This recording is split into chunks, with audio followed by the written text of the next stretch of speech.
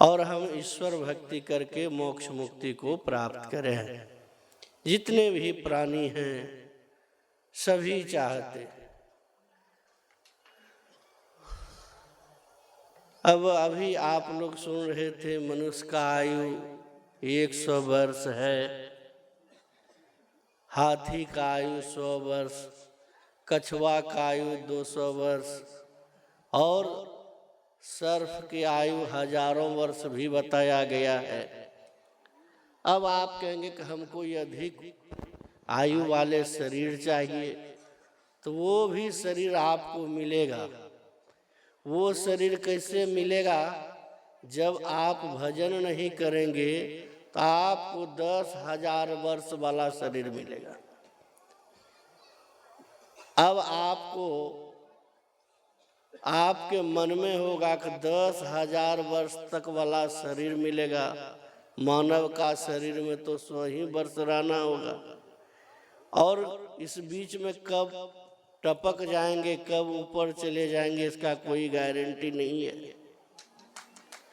भजन नहीं करेंगे तो संत कबीर साहब के वाणी में है, ए दीवाने मन, मतलब खाते हैं, मस्ती से घूमते हैं, सिनेमा देखते हैं, गपशप करते हैं, ऐसो आराम की सामग्री को जुटाते हैं और भजन नहीं करते हैं। संत कबीर साहब कहते हैं, दीवाने मन भजन बिना दुख पहियो, पहला जन्म भूत का पहियो। पहला जन्म कौन सा मिलेगा? भूत का मिलेगा। 7 जन्म पछतइहो, 7 जन्म तक पछताना पड़ेगा। भूत का आयु जो है 10,000 वर्ष तक बताया गया। भूत को बहुत भूख लगता है, पेट बहुत बड़ा होता है और मुख के द्वारा जो पानी पीता है, कंठ में जो है कांटे के नोक पर जितना छेद होता है उतना छेद उसका कंठ में होता है। 1 साल प्रयास करने के बाद कांटे के नोक पर जितना पानी ठहरता है, साल भर प्रयास करने के बाद उतना पानी आपके पेट में जाएगा। कितना तलब होगा, कितना प्यास लगेगा। दीवाने मन भजन बिना दुख पहियो, कितना दुख मिलेगा। 7 जन्म पछतइहो, 7 जन्म के मतलब हो गया 70,000 वर्ष तक आप प्रेत जोनि में रहेंगे। अगर यदि किन्हीं को भजन नहीं करना है तो आप लोग निश्चय बना लीजिए कि हमको जो भक्ति नहीं करना है, तब आप लोग को भूत मिलेगा जोनि। एक ऋषिकेश में एक महात्मा जी ध्यान कर रहे थे। एक विदेशी महिला और डॉगी को बहुत पसंद करती। डॉग समझते, कुत्ता को पालते थे। हवाई जहाज से विदेश से ले आया और साथ में तीर्थ भी करा रहे थे।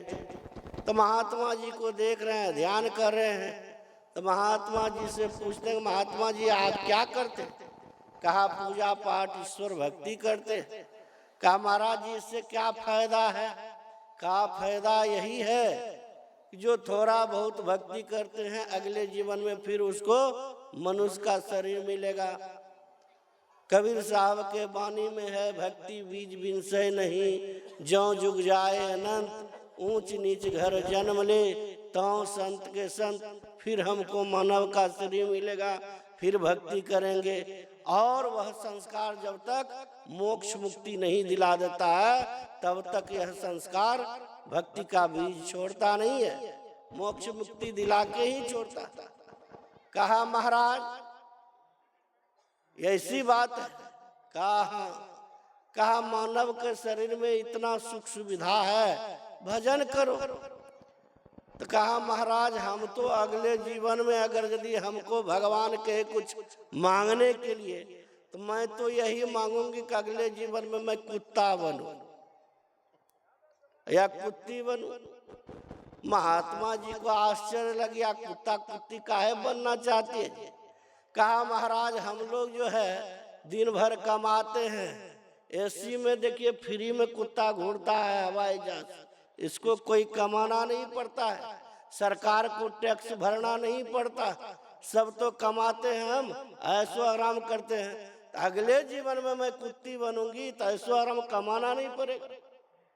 महात्मा जी कहे देखो जी, कुत्ती कुत्ता बनना, लेकिन भगवान से प्रार्थना करना कि जहां तुम्हारा जन्म हुआ विदेश में ही बनना।